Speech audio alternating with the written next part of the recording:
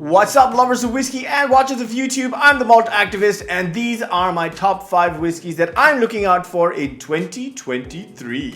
Let's go.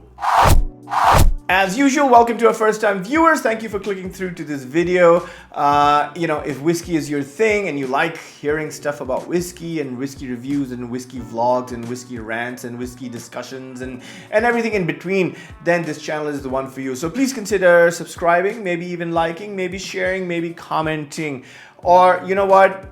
At least enjoy this video. That's what I care about the most.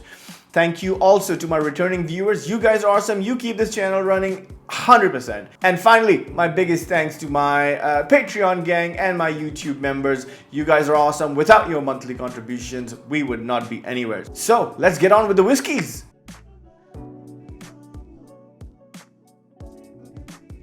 Before I begin, I want to tell you that I've poured myself a little something special, which I will reveal at the end of the video and hopefully review it in one of our coming episodes very, very soon. So stick around for this, stick around for this.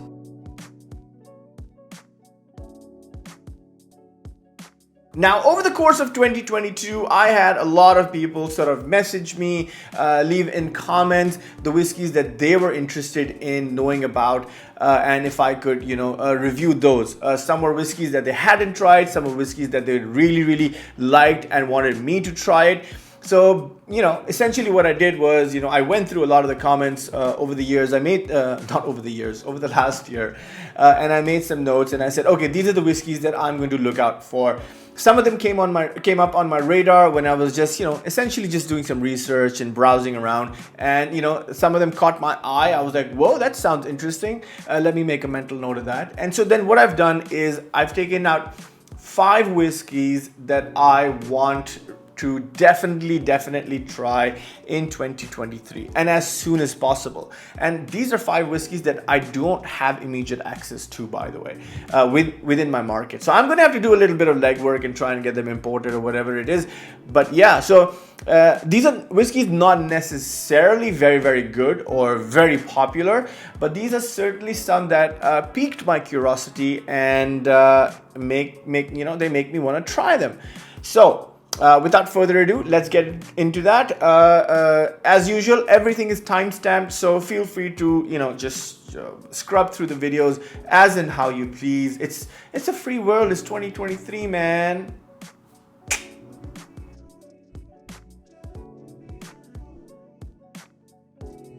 So whiskey number 5, and again, this is not in any particular order. This is just the way I sort of did it. So whiskey number 5 is the Speyburn. Yeah, so I have been getting a lot of comments about tasting Speyburns and reviewing them. Definitely Speyburn 15 or Speyburn 18. Those are the big 2 that sort of came up. And a lot of people commented, said, hey man, if you really, really want to, dig your teeth into something tasty, then the Speyburn is the way to go. And I kind of thought about it and I realized, I'm like, you know what? I've never tried a Speyburn.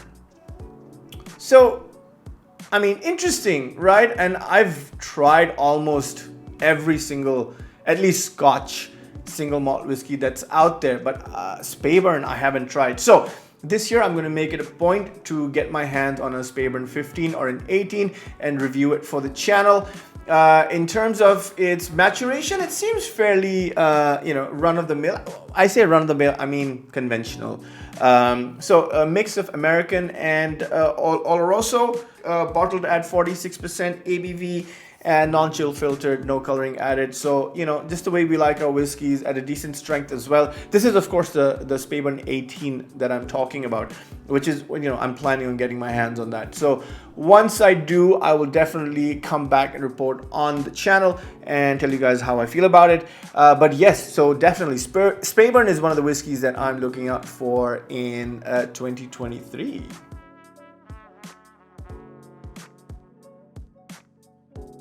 We now make our way all the way to Ireland, and one of my favorite whiskeys to come out of that country, the Redbreast.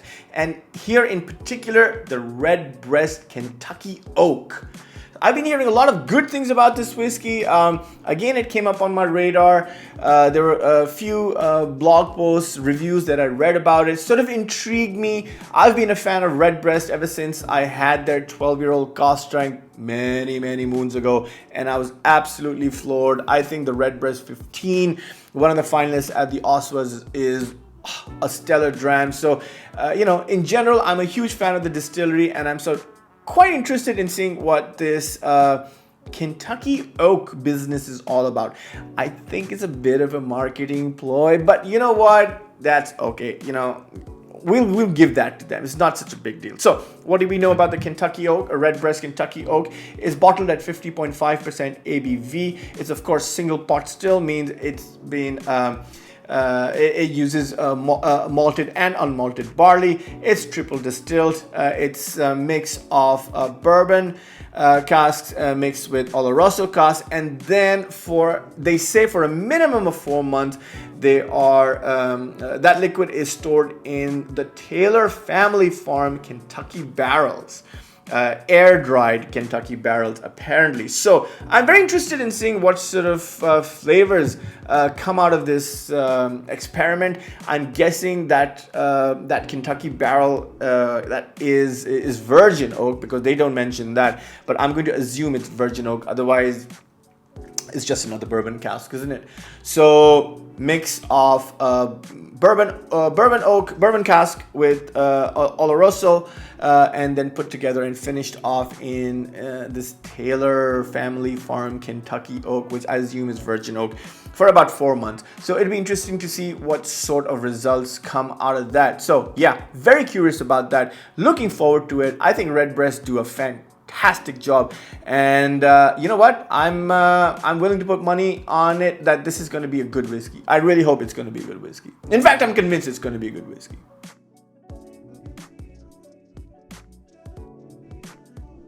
Whiskey number 3, very interesting. This is an American single malt whiskey called Stranahan's Snowflake.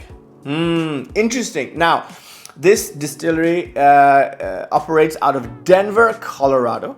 Okay, and they've been at it for a while, actually, since 2011 or 12, if I've done my research properly. I'm not 100% sure, but it's relatively old, and now in distillery terms, it's obviously very new if it's just 10-12 years old, but it's seen a few years. And so and actually, what I think is before that as well. So again, I should have done my research. I mean, you come here for the entertainment, right? You don't come here for knowledge. Of course not. So Stranahan's Snowflake, the distillery is called Stranahan's Distillery, and every year they release a whiskey called Snowflake, and they pay homage to, it's called the 14er, which is an homage to the 14 Peaks in Colorado. So what do we know about this whiskey? It's bottled at 47% ABV, but because it's American, we're talking 94 proof, partner. It's batch number 25. Ooh. And it's called the Humboldt Peak. It's got whiskeys which are between 5 and 10 years old, initially matured in white American oak with a number 3 char. Very specific. I like that. I like information.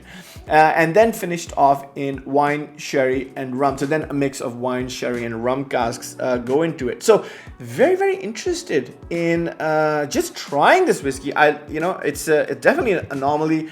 A single malt whiskey made from 100% malted barley from the US, Denver, Colorado. It's a very cool climate. I'm going to say, could be similar to the Scottish weather.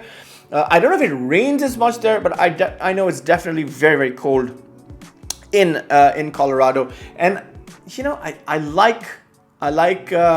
I like anything that's different, and so so that piqued my curiosity. I was like, whoa, a single malt whiskey from the United States of America called Stranahan's Snowflake, which is a limited release, by the way. So again, that also interested me a bit more, and I was like, I need to get my hands on it. I've heard good things about it. I just want to satisfy my curiosity. So so that's definitely one of the whiskeys I'm going to be looking out for in 2023.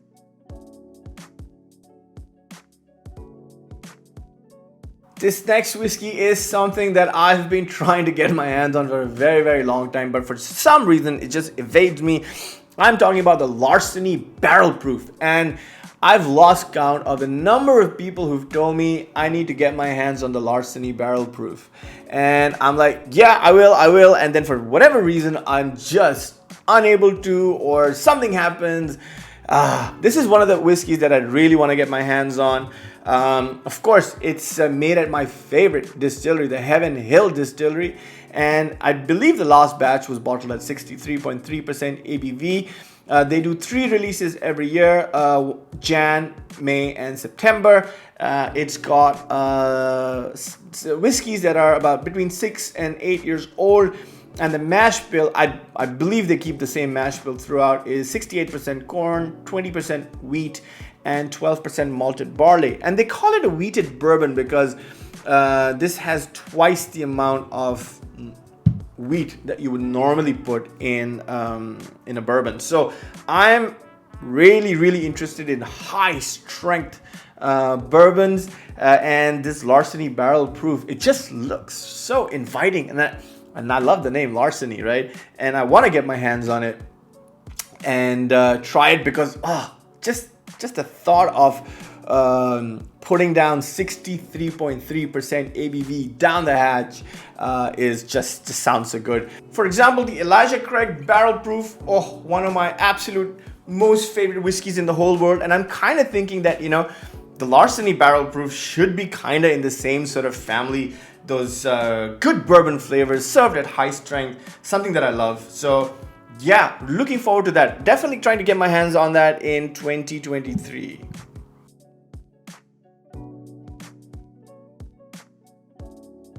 And finally, last but not the least, this is the one that surprised me most. This one's actually ended up winning quite a few awards. And I was like, what? Are you kidding me? I'm talking about the Jack Daniel's Bonded. Yeah, very interesting. So it's ended up winning quite a few awards. It's still a Tennessee whiskey. And it's bottled at 100 proof or 50% ABV.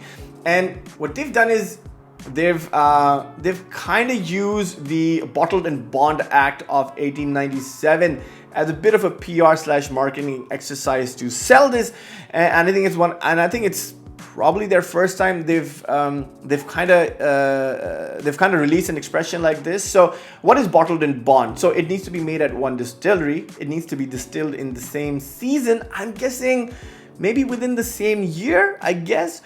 It has to be minimum 4 years old, has to be bottled at 50% ABV, like we mentioned, and the mash bill here is 80% corn, 12% malted barley, and 8% rye. It's ended up winning quite a few awards, so I was really curious. I was like, Jack Daniels, really? Because, we all drink Jack Daniels. I started off drinking whiskey because of Jack Daniels, because I didn't know any better. And listen, I'm not knocking Jack Daniels. I think it's a great spirit. It's just that, Jack and Coke, that's what we used to have, Jack and Cokes all evening. And then I remember at that time, we didn't even give a shit about sugar. So we used to have regular Jack and Coke. So imagine drinking like 7 or 8 Jack and Cokes. Forget the alcohol. The amount of sugar in your body was just like, oh my God. Which would explain my diabetes, of course. But anyway, that's not the point. This is not a health checkup. So, just super curious as what this 4-year-old whiskey tastes like. Minimum 4-year-old whiskey tastes like. I don't know. I'm just curious. I hope it's nice. It's winning some awards. So that's interesting. I don't put too much stock into awards. But it'd be just interesting to see, a whiskey that I kind of grew up with, and I had a very specific perception about it, coming up with something that is interesting like that. So yeah, I'd be very curious to see what that tastes like. And in fact, there's another expression. It's called the triple mash, which is also bonded. So that's also minimum 4 years old, but it uses 3 different mash bills, and then they're blended together. I'm not 100% sure what the mash bills on each one of those is. I'm sure there's literature out there. I wasn't talking about this. I want to focus on this one, Jack Daniel's Bonded, which seems to be doing the rounds. So yeah, very interesting, and yeah, definitely looking forward to this in 2023.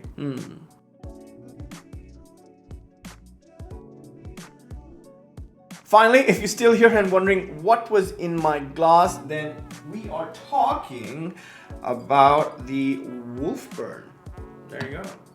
This is the Wolfburn Langskip. This is the Wolfburn Langskip. This is their cost strength release. This is bottled at 58% ABV, and I believe, if I'm not mistaken, it says laid down in specially selected oak casks. It looks like it's just like first and second fill bourbon, maybe. Seems like a young whiskey.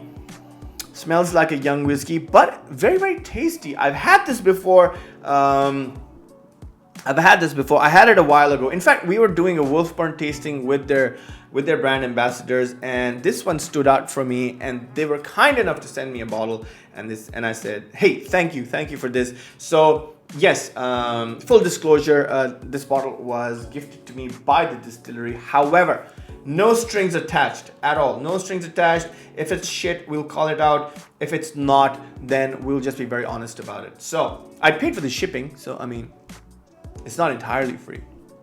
Anyway, so yes, so I'm drinking the Wolfburn Langskip.